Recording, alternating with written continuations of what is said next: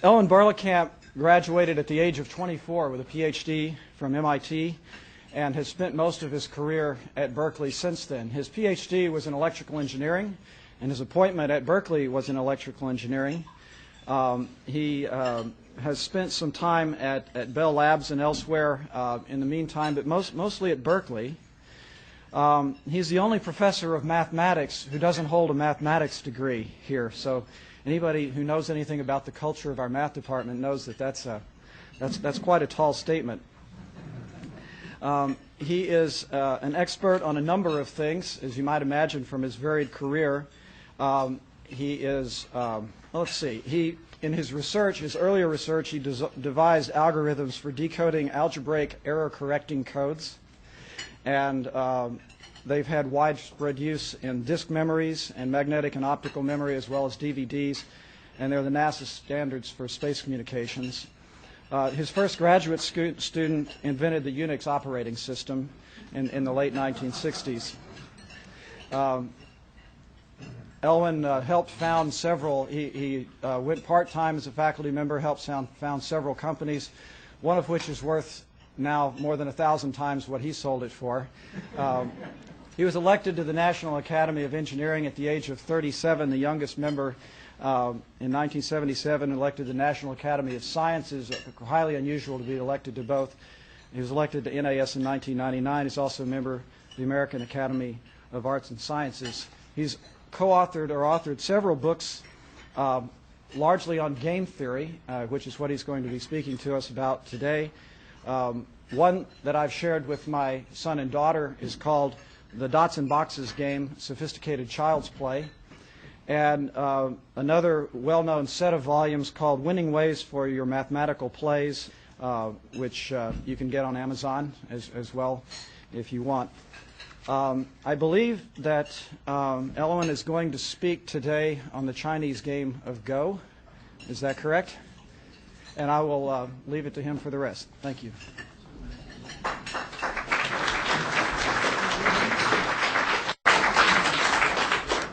Much as I would like to lecture at a large blackboard, which is my normal style,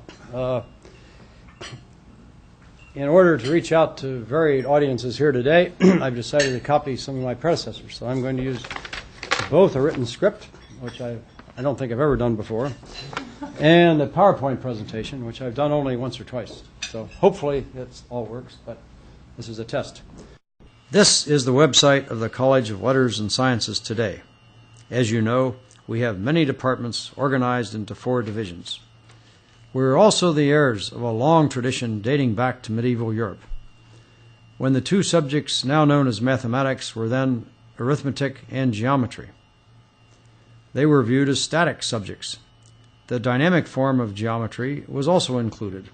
It was called astronomy. The dynamic form of arithmetic, which was then mostly the study of number theory, included chords, which formed the basis of music. Together, these subjects formed the quadrivium, which were the origin of our quantitative scholastic aptitude test. The 3 verbal subjects were called the trivium, and these so-called trivial subjects comprised the LNS curriculum in medieval Europe. Meanwhile, in Asia, beginning with the Tang dynasty starting in 618 AD, and for many centuries thereafter, the emperors of China reserved many positions for gentlemen scholars, who were distinguished by their mastery of the 4 accomplishments. The first 2 of these formed the basis of the Asian LNS writing requirement. They were poetry and painting. Painting included calligraphy, so it really was a verbal art. The 3rd of the 4 accomplishments was music. The 4th of the 4 accomplishments was mastery of the Asian board game called Go. So if we were to be true to our global intellectual heritage, you can see that 3/7 of the resources of the College of Letters and Sciences today ought to be devoted to studies of the game of Go.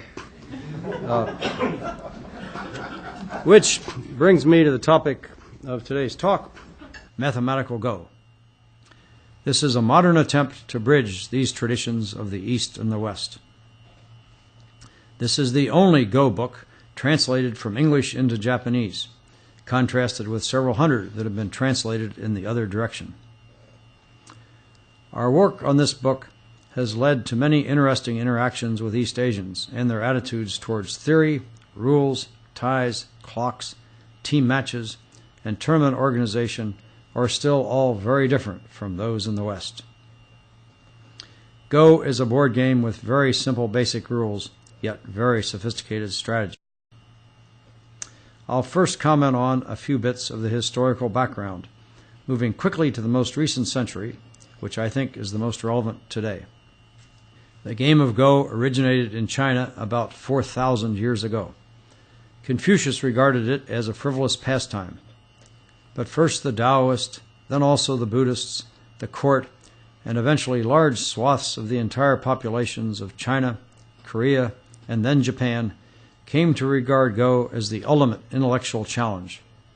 This attitude has persisted into modern times. The parents of a promising adolescent would often pay a famous Go master to accept the student as a boarder in the master's house, where he would study under the master's tutelage. This apprentice system has also continued into the present day. Following the Meiji Restoration in mid-19th century Japan, a variety of championship titles were established, often funded by rival business groups. Today, there are about a dozen major titles, each of which has a first prize of at least 25 million yen, or about $250,000. In the early 1930s, several radically new opening strategies were introduced by two young superstars, Kitani and Go Sagan. The younger Go master was actually born in China, where he astounded his elders playing brilliant Go at the age of 11. His playing career in Japan in the 1930s was marked by some spectacular victories, interspersed with many illnesses and a few defeats. Today, most professional games last one day. The slowest and most famous Go game ever played, by far, occurred in the fall of 1938. It involved some colorful characters.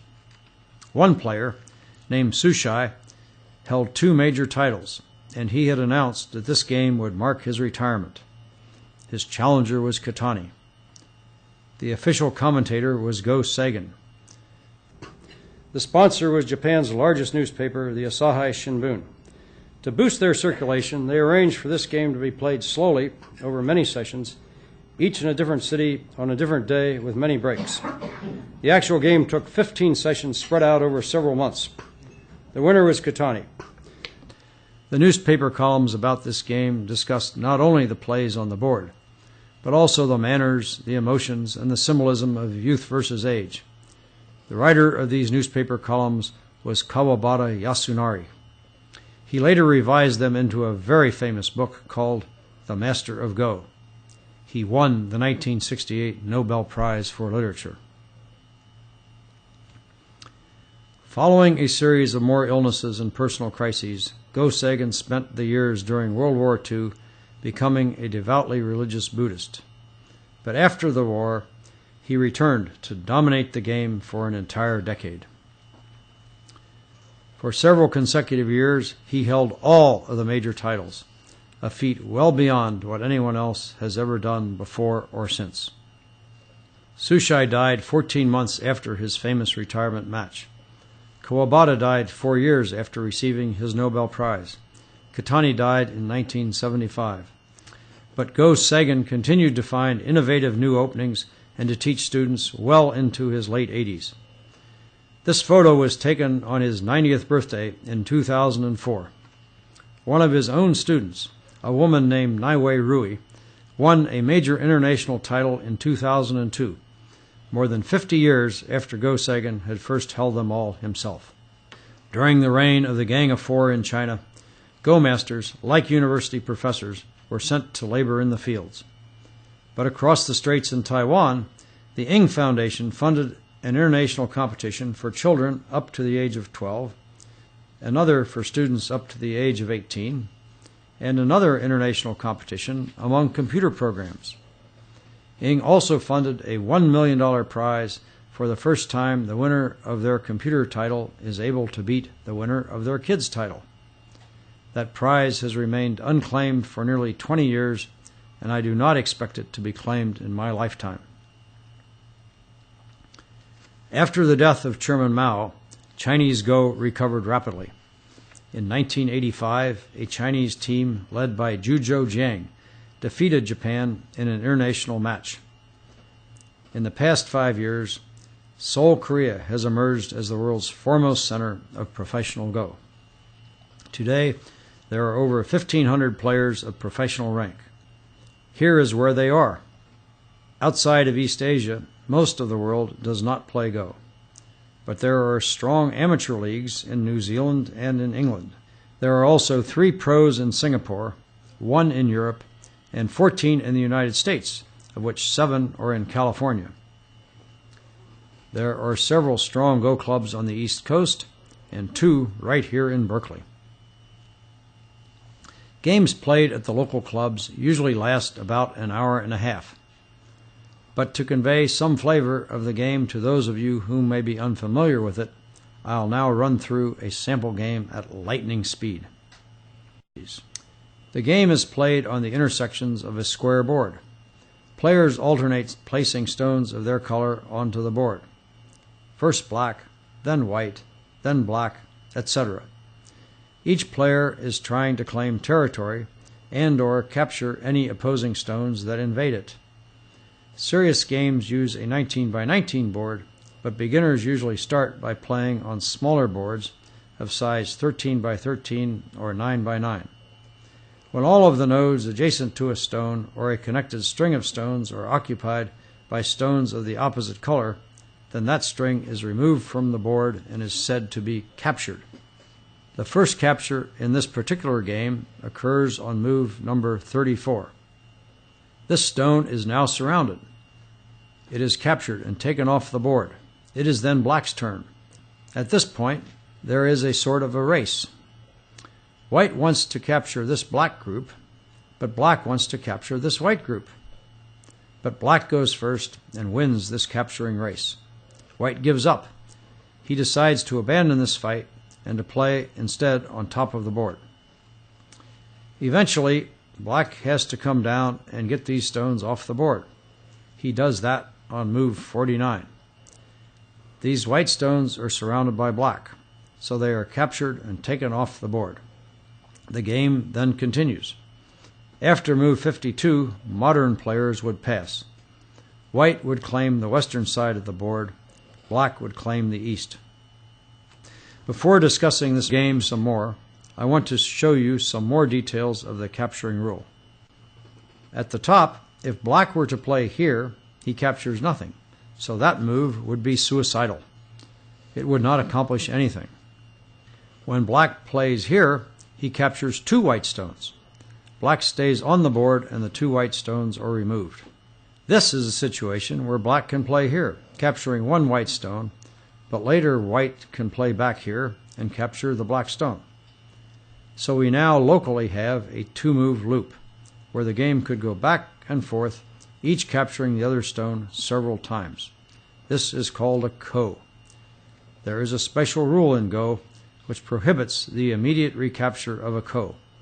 However, after playing anywhere else on the board, it then becomes legal to retake the ko. At different times and different places, there have been several slightly different rules for calculating the score. In medieval China, your score was very simply defined as the number of stones of your color on the board. So medieval Chinese players would not end their game here at move 52. They would continue playing into a phase of play I call the encore. During the encore, each player fills his own territory to get more stones onto the board. Let's speed ahead. After move 84, it's black's turn. Playing into any of his opponent's eyes would be suicidal, and playing into one of his own eyes would allow white to play into the other and capture all of black's stones on the board. After move 84, black passes, and after another play by white, both players pass, and the game ends. The medieval Chinese score of this game ignores the captives and counts only the stones on the board. Black won this game by 5 points, 41-36. Modern scoring rules eliminate the encore. Instead, good players using modern rules would both pass after move 52. Each player then receives points for both territory and for captives. This stone, which would be captured later if the encore were played out, is dead. It counts as 2 points, 1 point as a captive and 1 point for the territory beneath it. Black again won the game by 5 points, the same margin as in medieval Chinese rules. This is more than an accident. Although different variations of the scoring rules can sometimes yield different results, under common circumstances it can be shown that such differences are so small that they have no significant effect on the major strategic considerations of the game.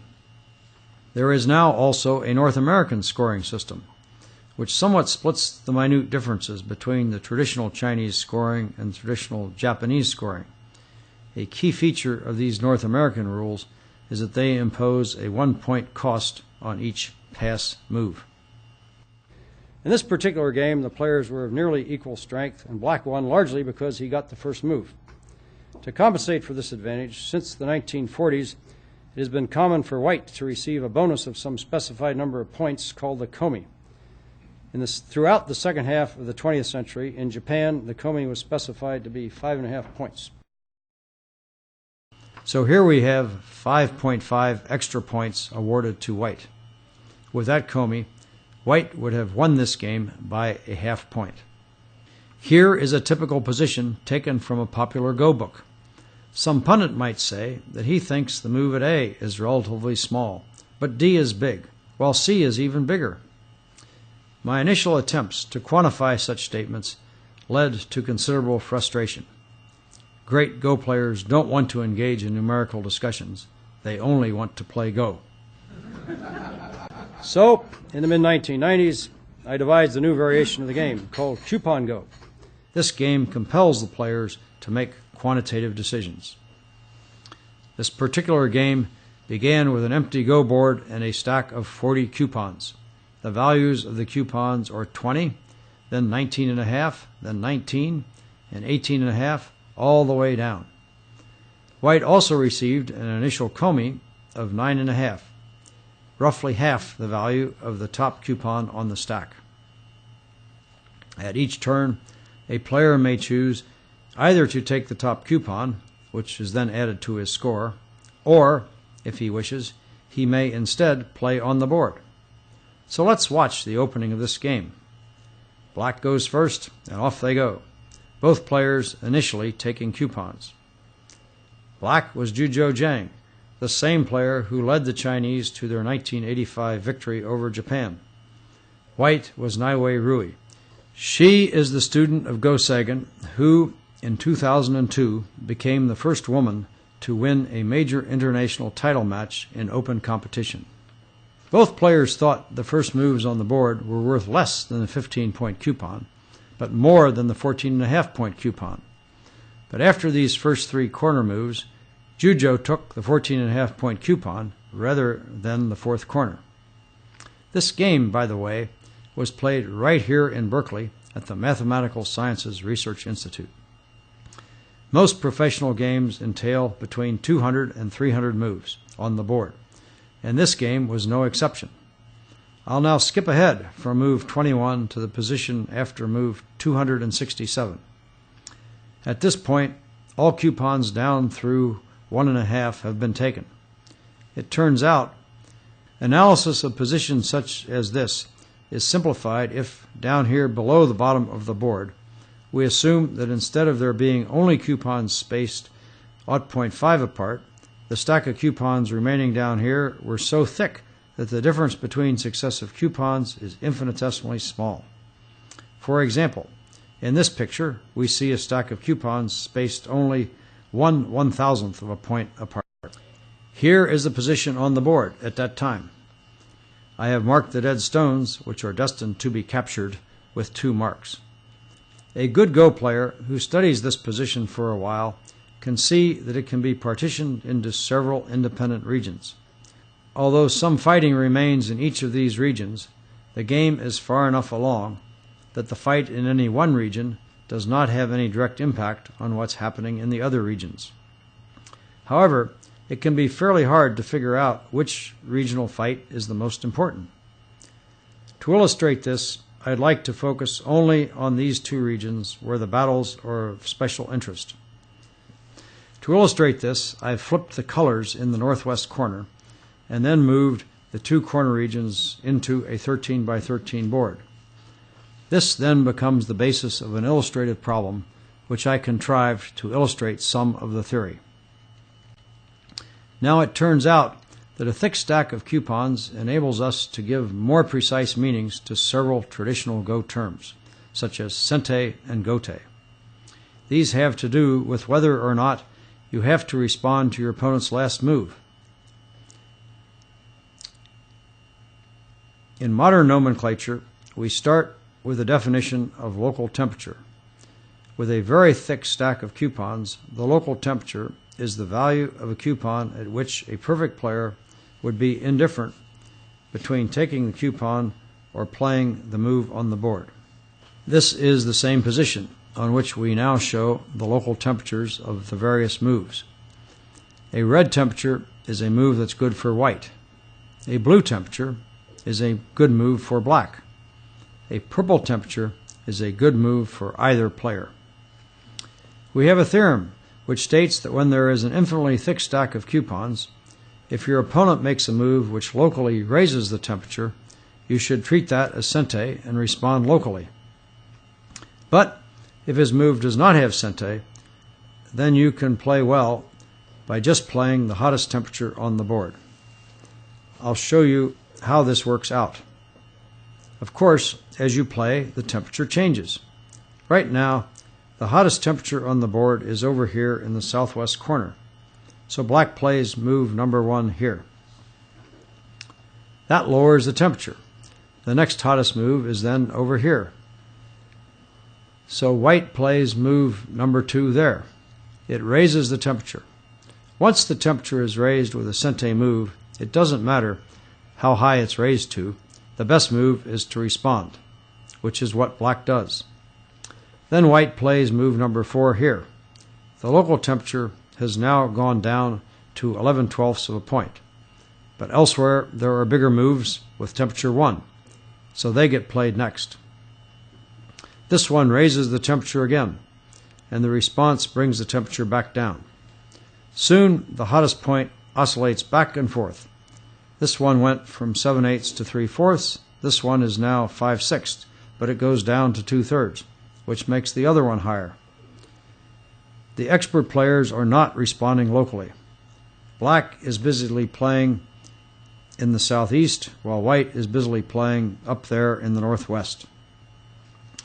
We're now down to temperature 1/3, and the game soon finishes up. There remain only a couple third-point moves and a couple zero-point moves. The main point of this example is that with the proper order of play, black gets several consecutive moves here in the southeast corner, whereas white, meanwhile, is getting several consecutive moves in the northwest corner. This problem, the only way you win it is to get the order exactly right, and the mathematics and these definitions allow you to do that. The local temperature provides a measure of how much the local score will vary among the different orthodox ways it might be played out. There could be several consecutive white plays, or perhaps first white, then black, or various other combinations. In some ways, temperature is similar to the standard deviation or variance in statistics, but in other ways, it's quite different. It's still true that each locality has a mean, which is the score you're going to get in this region averaged over all the orthodox orders in which it might be played out. In both statistics and in game theory, the mean of a sum is the sum of the means. However, in statistics, when you add up random variables, you find that the variance of the sum grows as the sum of the variances. However, in combinatorial games, this does not happen. The temperature of the sum is just the maximum of the temperatures. So we have no gain at all. I mean, the dispersion is constant no matter how many things you add up.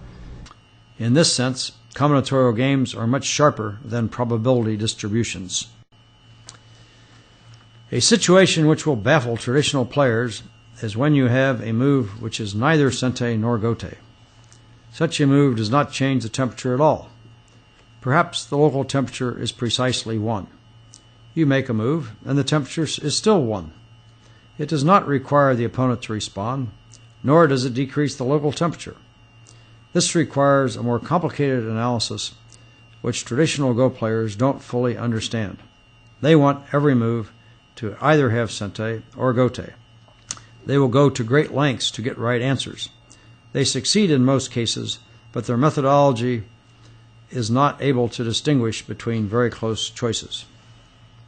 So, to illustrate this, back in the early 1990s, David Wolf and I started composing problems which demonstrate why mathematics is more powerful for certain situations, such as this one. Here is a very hard problem, which was composed by David Wolf. No professional Go player who has worked on it, even for several hours, has ever managed to get it right. One 9-dan professional at the Nihon Keen in Tokyo spent 4 hours playing this position against me. He tried playing white. He failed. He tried again and failed again. So he concluded there was no solution. So we switched side. I played white and won. You see, he expected that the first move or two would resolve the problem. But no, it turns out this is sort of like walking on a tightrope, except that you don't know when you've fallen off. At every turn, the opponent has a whole myriad of moves he might make against you, and each of them requires a different global response. But there is a mathematical solution, and to give you a flavor of it, here it is. We partition the board into these various regions. The things not in these regions become irrelevant. Within each of these small regions, we find a so-called canonical form. Here they are. All these canonical values were found using only local computations. Each little region is a local problem that we can solve. We then have a methodology for adding them all up, from which we get the answer. If the answer is positive, then black can win no matter whose move is next. If the sum is negative, then white can win no matter whose move is next. If the sum is 0, which is unusual because these things rarely all cancel out like that, it turns out that the second player can win if we use the dialect of the rules in which it costs a point to pass. And there is this other possibility, which is actually fairly common. This is a symbol that means the sum is not greater than 0, nor equal to 0, nor less than 0. In those cases, the first player can win. Well, it's very common. Positions like this are called fuzzy. So in problems such as these, mathematical Go succeeds by cutting up the board into separate regions, then doing a careful and precise analysis of each region, and then combining the results of these analyses. This is an aggressive application of the reductionist Western scientific methodology. Traditional Go masters instead favor a holistic approach. They emphasize the need to evaluate each move in terms of its impact and influence over the entire board. They are extremely good at this art, especially with respect to the sorts of situations which occur most often in the early and middle stages of a game of Go. They are superbly adept at recognizing patterns and shapes and identifying a small set of moves which intuitively look good. They are then excellent at approximating which of these moves is the biggest. On the other hand, our mathematics is able to do some of these calculations precisely. It works very, very well near the end of a typical game, when the temperature is low. We have rigorously analyzed the last 100 moves of several composed problems, and more than the last 40 moves of several real games. Our biggest success so far is our analysis of this position, which occurred 60 moves before the end of a 1998 game which Jiang and Rui played at the North American Ing Center. The temperature of this position is just over 4. Partly with our help, in their official play of the last 60 moves, from here until the end of the game, we found 5 fatal mistakes. This was much to their surprise and our delight. That won them over as friends and collaborators, which they have been ever since. The same mathematics all based on the reductionist divide-and-conquer approach, has enjoyed even more success at hundreds of other combinatorial games. Philosophically, I view the issues of decomposition and modularity which we address in board games as special cases of central problems in many fields, ranging from computer architecture to organizational management. The reductionist bottom-up methodology and the holistic top-down approach each have important roles to play. We continue to seek a better understanding of the boundary between the two. Thank you.